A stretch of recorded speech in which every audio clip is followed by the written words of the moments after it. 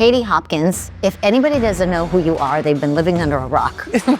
It's been a long and lonely road.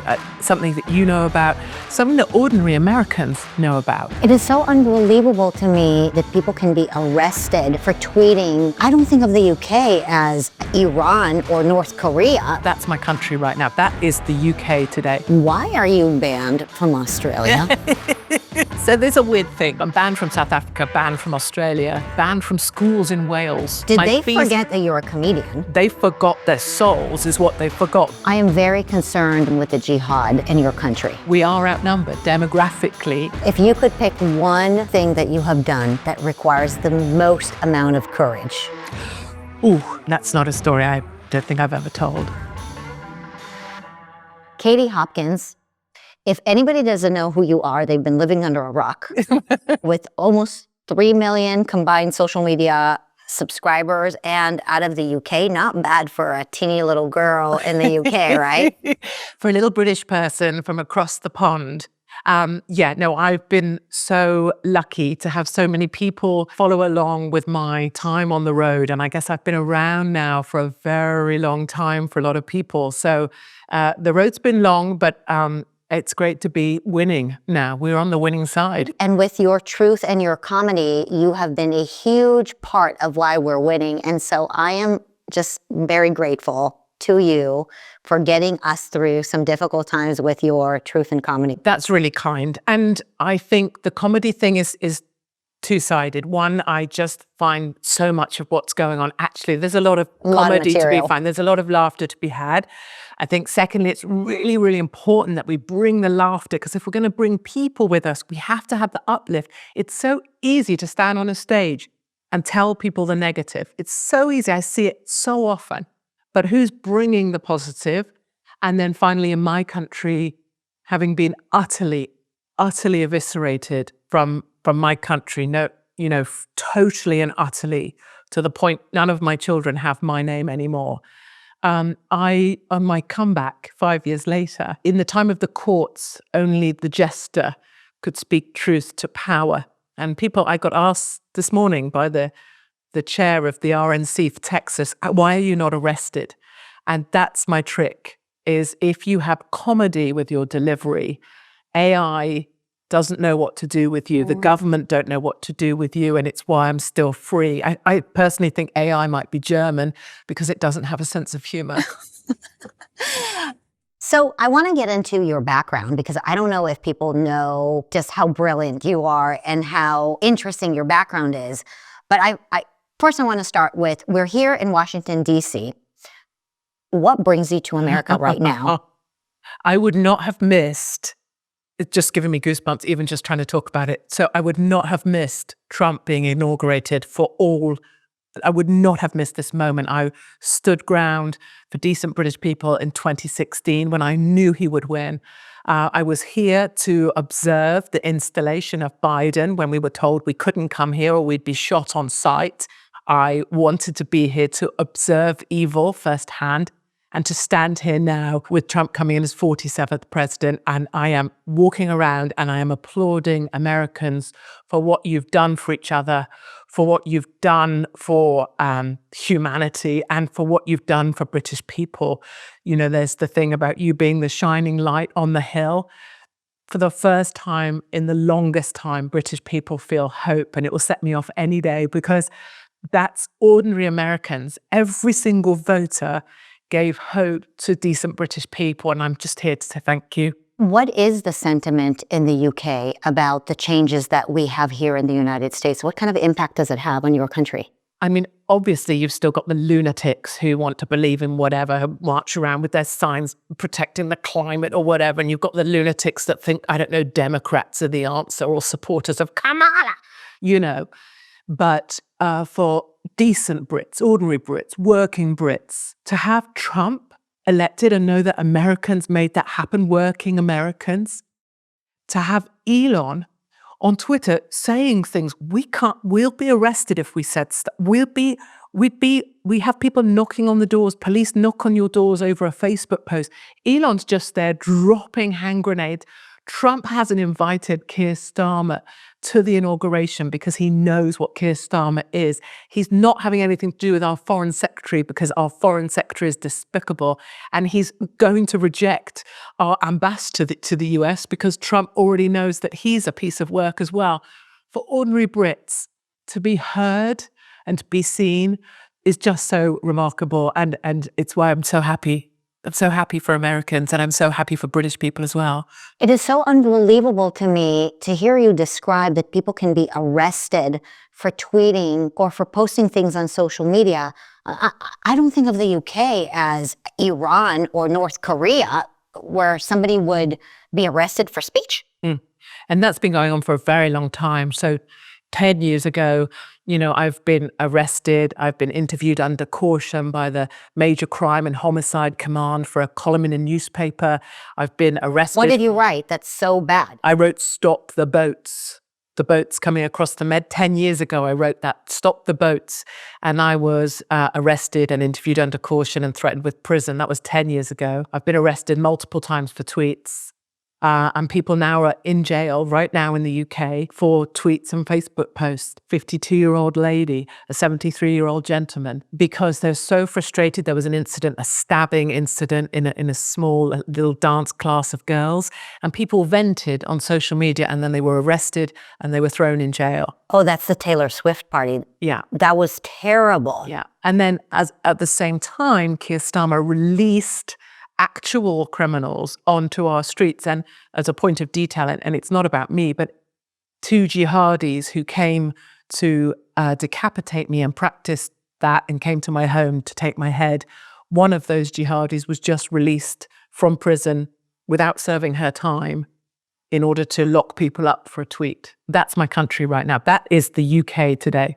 Do you think that people who follow you, the millions that follow you, are looking at Americans and looking at the work that you're doing and are feeling like things could change over there? And what do you think they're willing and able to do that we've done here in the United States? Yeah, what's the appetite? Feel it. Yeah, and for the longest time, it's been a long and lonely road.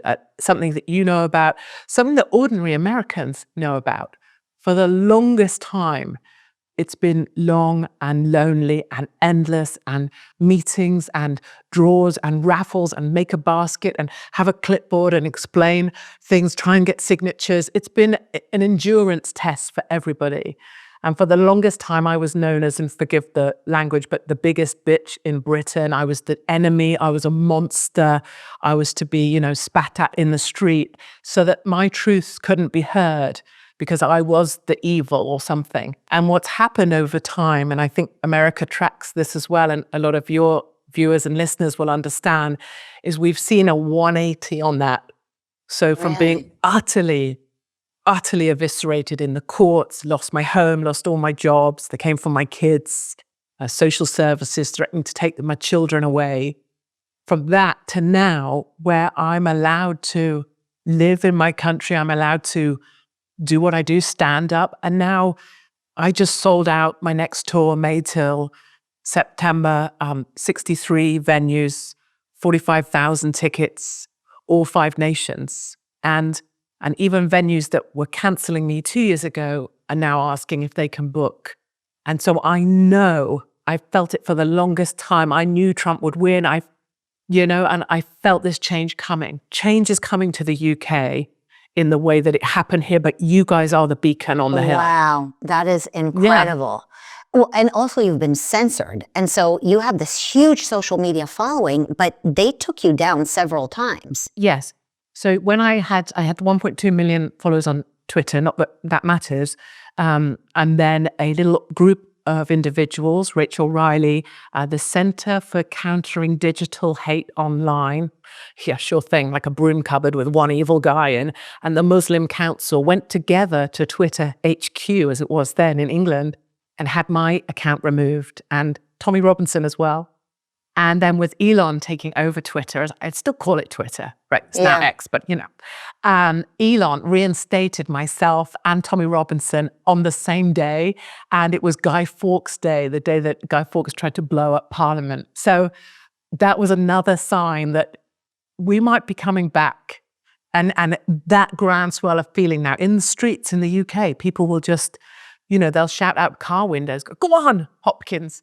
And I don't quite know what to do with that now. I'm like, what face do you make to that? Yeah. Like, I'm going. Yeah. And people will, there's a feeling now. It's incredibly and encouraging. Americans did this. Americans did this. And, that's really every single person that attended a Republican event or supports PragerU or turned up to a rally on a street corner, or even Democrats that said, I think I want to be part of this because it seems fun, and came over. What an amazing thing they did. Seems truthful and common sense. Yeah, and you feel like you belong. With our crowd, you always feel like you belong. You can walk into any group of people and they'll pull down the back of their truck and they'll give you a thing and another thing and a drink and a food and a T-shirt and a hat. That's our family. Yeah. So I'm so uplifted, but that's not to say that things aren't very, very dark still for people in the UK right now. I am very concerned when I watch what is happening with the Jihad in your country. And specifically what happened with the Pakistanis. You were ostracized by the media, and I'm not sure if the police came after you for your, yes. I believe it was an article or maybe a tweet, warning your fellow citizens that the Pakistanis were raping women. This was what, in 2014? In 2014. And now you fast forward 10 years later, and you are right, sadly. So describe to us what happened there and what signs you saw early on that I guess the government refused to look at? Not acknowledge, yeah. So to explain it in the most simple terms, at that time I was Daily Mail columnist. I was on Tucker twice a week. I had my own radio show. And I knew and I saw what was going on with these grooming gangs, rape squads. They're sophisticated, they're organized, they're controlled. They use one member of the gang to sort of hook, they called the hook, to hook in young white girls. And then those young white girls are passed amongst majority Muslim Pakistani men. And they're used, sexually abused, and then they're traded like a commodity up and down the country. How did you find out about that? Because from being on the road amongst these communities, talking to the girls, seeing it firsthand. So it was in plain sight almost. Every single city, in every single town, and it was being covered up all of the time. And the idea was that to keep your jobs, to keep your position, you were to say nothing. And that's what everybody was doing. 10 years ago, everybody that wanted to keep their job said nothing. And for Labour or Democrats, and it's very similar to what happens in Minnesota or many of your cities, Dearborn, Michigan, they are playing to that voting demographic. They don't want to upset, for example, in my country, the Muslim community, so they say nothing. Keir Starmer and Labour are dependent on the Muslim vote. Muslims don't vote by policy, they vote by religion. So you don't offend the religion, you don't offend Islam. So it doesn't matter if you sacrifice white girls, as long as you look after Islam. And that's where we are in the UK right now. And I've been inside of mosques where they've been teaching that they use a lollipop, and like a lollipop with a plastic wrapper on? Yeah. So they use that as an example of what white girls are. So they use a lollipop, but without the plastic wrapper on, with all the flies on it. And they say, this is what white girls are. They're uncovered, so you can use them. And they're taught that. This is being taught to the Muslim community in the UK. And it's why we've got such a problem, because now we are outnumbered. Demographically, there are more births to Muslims than any other religion. Muhammad is number one name, and Muhammad is number two. Do you think it's reversible? Do you think that the opposition to Labour could take over, win, and clean up? Roll back 2 years, and I would say no, although I could feel something changing underfoot.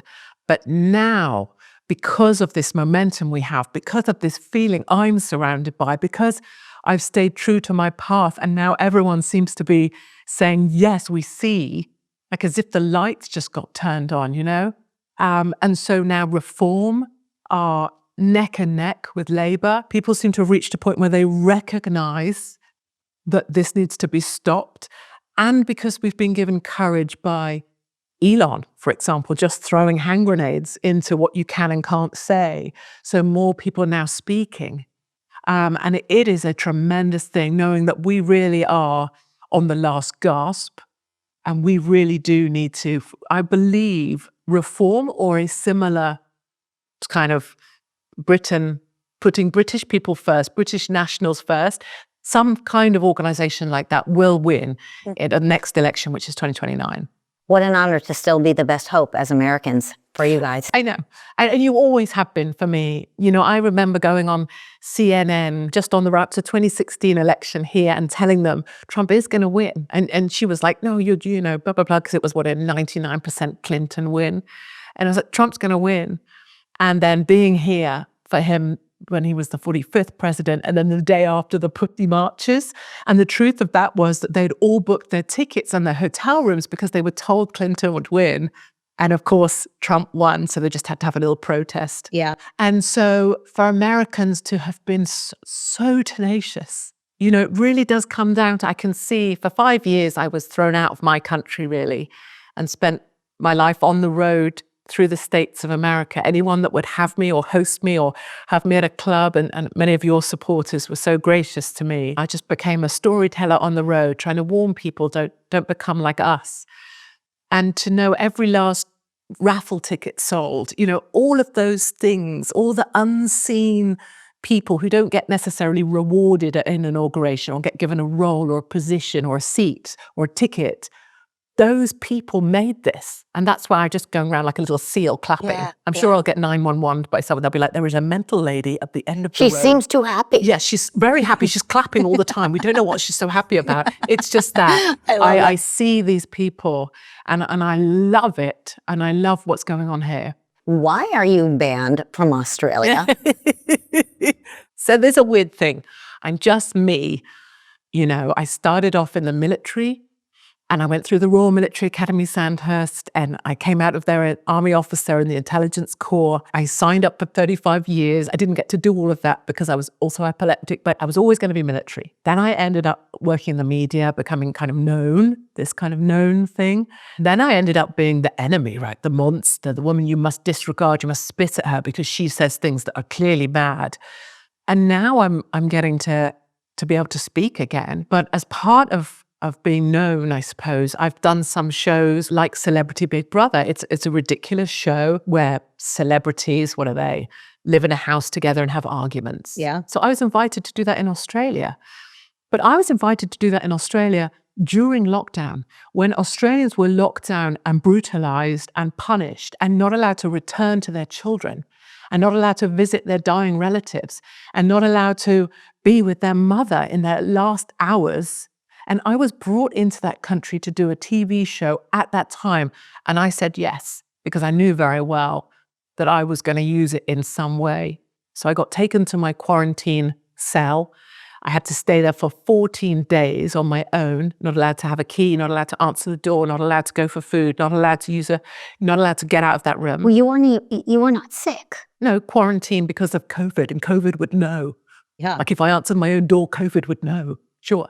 So I had to wait at my door for my food to be delivered to go on a stupid TV show. And I wasn't allowed to tell anyone I was there. And I got escorted there by the military. And I wasn't allowed to breathe. And so one day during quarantine, my husband said to me, my husband calls me Little Birdie. And he goes, Little Birdie, I don't think you're going to be very good at this. Like being on my own, and you could see how me being alone with myself isn't very good. Well, because I'm pretty intolerable. Quarantining you for 2 weeks in a room. In a country and a lockdown that I don't believe in, that I think is cruel. So one day, I went live on YouTube from my quarantine. And I said, I have been brought here for a ridiculous TV program when you are being locked down, held captive by your politicians. And I was encouraging Australians to rise up, to fight back, to take to the streets, to come and find me. And then I looked across at the cooker and there was some vegetable oil. And I said, you know what I'm going to do? And I got totally carried away by myself. And I was like, the next time they knock at my door with my food, I'm going to strip naked, I'm going to cover myself in baby oil, and I am going to run down the 14th floor, and I'm going to grab the security guy by his head, and I'm going to drag him to my apartment, and I'm going to do terrible things to him, right? Totally carried away. And then Al Jazeera and BBC, They were waiting. and Guardian and Fox, they all said it was real. Hopkins violates military on 14th floor. It became a real thing that I'd escaped quarantine, I'd gone rogue, and I'd violated people. With oil. Oh my God. It was national news. It was breakfast TV in Australia. The Prime Minister was out telling me I had to get out of the country. Did they forget that you're a comedian? They forgot their souls is what they forgot when they locked down an entire people for no reason whatsoever. And so my visa was cancelled, and within 2 days I was on a plane, marched on the plane and deported out of that country. Forever. Yeah, and banned for 4 years. But actually, all of lovely Mark's relatives live in Australia, so I don't have to visit them. There's always a silver lining. What happened in South Africa? So South Africa, many years ago, South Africans I would hear their stories. You know, white South African farmers are being hunted from their land by black gangs. Fact. And I had a young son at the time, and he would sometimes have nightmares about when the monsters would come, you know, at nighttime. But in South Africa, that is when the gangs come, and they work together and they attack white farmers. And some of the things that happen to white farmers, we don't need to talk about here, but the barbarity, it isn't just about burglary, which it gets filed away as. This is torture of a people. And so I went over to South Africa and I wanted to sleep on white farms with white farmers and make the world talk about what was happening. When was this? This was probably about 6-7 years ago now, I want to say. A while ago, because I knew what was happening and the world won't talk about it. And the numbers of white farmers being killed is incredible. And because South Africans have expropriation without compensation, which basically means we're taking your land. Mm-hmm. So I went and slept on the farms to feel the fear and to show. And still, you know, it was hard to get the word out because I was seen as being racist, Hopkins, you know, the monster. But eventually I went to leave the country, and then the ANC, who knew I was in country, they fiddled with my passport. I got detained at the airport. The security team had their weapons drawn in the parking lot in case I was taken away.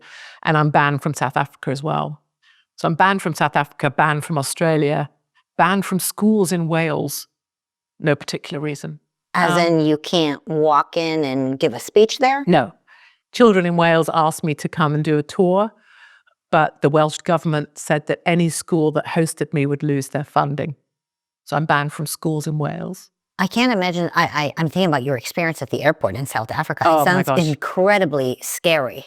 Yeah, there was a moment there. I handed my passport over and I heard the beep and I knew, and then I saw the guy look at the thing and then he took my passport, and that was the minute I thought, you know, there's been a number of moments in my life, I guess, where I thought that was time up, but certainly I thought that was time up because a white woman doesn't get taken into custody in South Africa and come out again.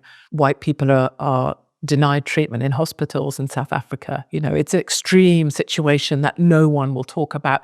And my very big hope now is that now I've been redeemed somehow by the amazing power of people, is that perhaps more people will look at some of this stuff now and see that I was just trying to show. So that's also a really hopeful thing. And South Africans will always know that I have their whole hearts and I won't stop fighting for them. And we know, as in my country, it's always food security, water security, you know, and energy security. That's what they come for. Food security in South Africa is screwed. Water security, energy security in my country, we are going to have rolling blackouts very soon.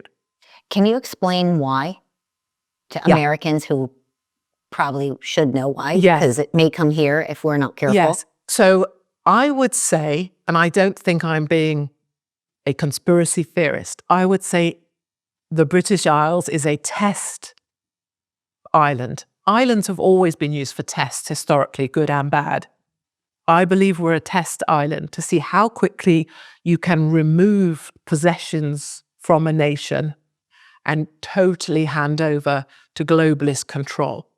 So we are being crushed. We are having our energy security utterly taken away. We will run out of power, net zero by 2030, with no idea how we're going to power our country. We haven't got nuclear. We're not allowed coal, oil, or gas. We're supposed to rely on a couple of wind turbines that aren't allowed to turn when it's too windy. Food security, they're coming for farms. They've just announced a tax on farms so that if a farmer dies, the remaining children have to pay a huge sum, and farmers can't afford that because they don't have liquid capital. And so you see these threats to those broader things, and you see how we are having property removed, people having to sell their houses because they can't afford to live. This whole idea of you'll own nothing and be happy, I see it coming for us very, very fast now indeed. So the threat is real, and the threat is definitely on. Where do you get this courage from? I mean, some people come up to me when I give speeches and they say, you know, Marissa, thank you so much for everything that you do at PragerU. I can't expose myself because I am married and I have children and I have a family to take care of. And so therefore, I can't put myself into the fight. Yeah. But you, Katie Hopkins, you do have children. You have a full life. But you have chosen to enlist yourself and put yourself in situations where you're in real physical danger, not just losing your job. You're in real physical danger. Where does that courage and tenacity come from? For me, it's a kind of twofold thing. First up, I signed up to fight for my country, and I may not have been able to fulfill my regular commission because I'm epileptic. I was. When you signed up in the military? When I signed up in the military, I signed up for 35 years. And I always knew I wanted to fight for my country. And so I believed that that was always my path. Secondly, when I was utterly eviscerated from the face of the planet in every way, jobs, home, kids, everything, I lost everything. So they took the house, they took all my savings. So I was liberated from the baggage of life, the things you might have to protect. I don't have anymore. I didn't have. I don't. And then thirdly, in later years, I got to have massive surgery. You know about this? No. Oh, how squeamish are you? Not at all. Give me your hand. Only just not don't like sticky and it's not disgusting. Okay. So I had my top of my head. Oh yeah, I feel it. There's a little bit of that's my brain like a moving. Gap. Yeah, like How this. are you so smart with a portion of your brain taken out? So they chopped off my skull, which is why there's a hole, and then they took that bit of my brain out, so I don't have epilepsy anymore. And so I'm on extra time. And I truly believe, whether people have faith or not, I believe that God puts people here for a reason, that if you follow your path, it becomes more visible to you. And I got given extra time, and I can be utterly without fear. And honestly, as God's my witness, if it was ended tomorrow by some super large pink-haired vegan with a nose piercing, it's very unlikely that she'd get the better of me. But I'm so happy because I got to see this day. And this day is a great day for America. And this day shows that we're fighting back. And everything I ever knew, the line I've walked has always been straight. And it is such a blessing to see the world waking up. So I have no fear about anything whatsoever. I'm just so thrilled. I'm so thrilled to be here. It's incredible how freeing it is that once you're attacked so much and then you can just lean into your true self and be yourself, then you're really free because then you can speak the truth. Take what? What are you going to take? Lock me up? Okay, lock me up. What are you going to take? What? The clothes I have? Sure, go. You know, you won't fit them because you're a little bit of a chubby boom boom and I'm slimmer than you. But do you know what I mean? Take what you want to take. What are you going to take from me? You can't stop me. Yeah. What do you want to be remembered by?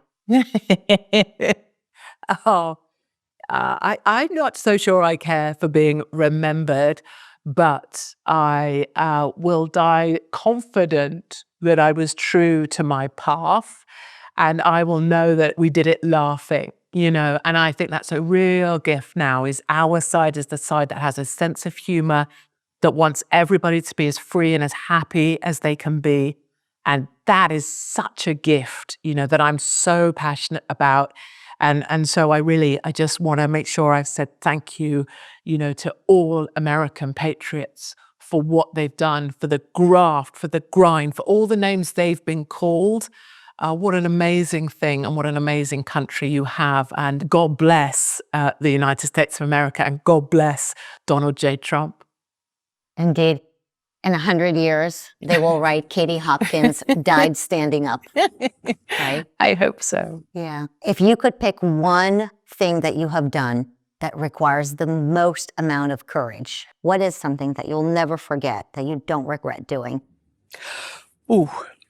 Because you have done many things. I guess it's a big one, and it will sound a little odd, but it's a rational thing.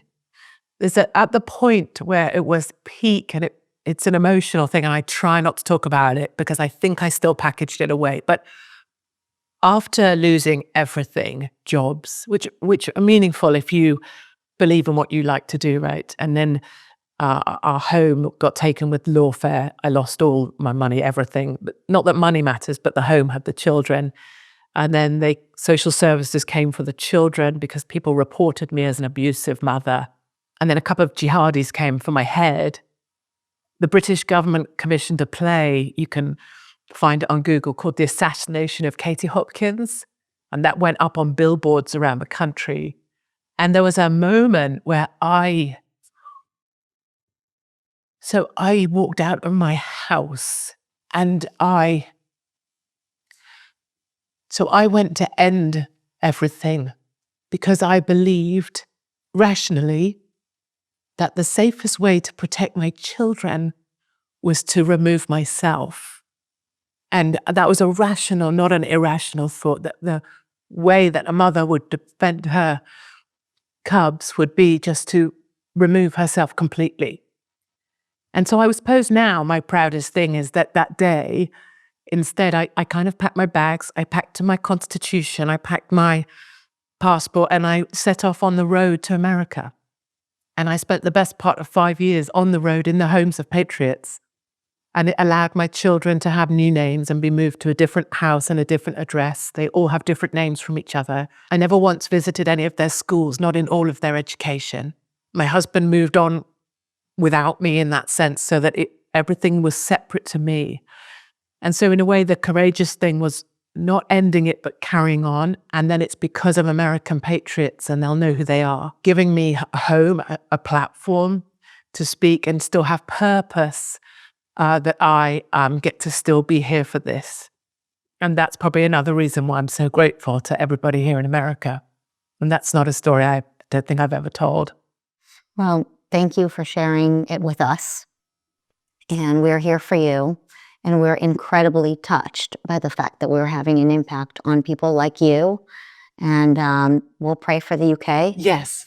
And bless you. Bless you, Katie. Thank you. Thank you very much. Thank you to all the supporters that support the brilliant work that you do. And you've always been a complete pocket rocket. And I just think you're terrific. Thank you.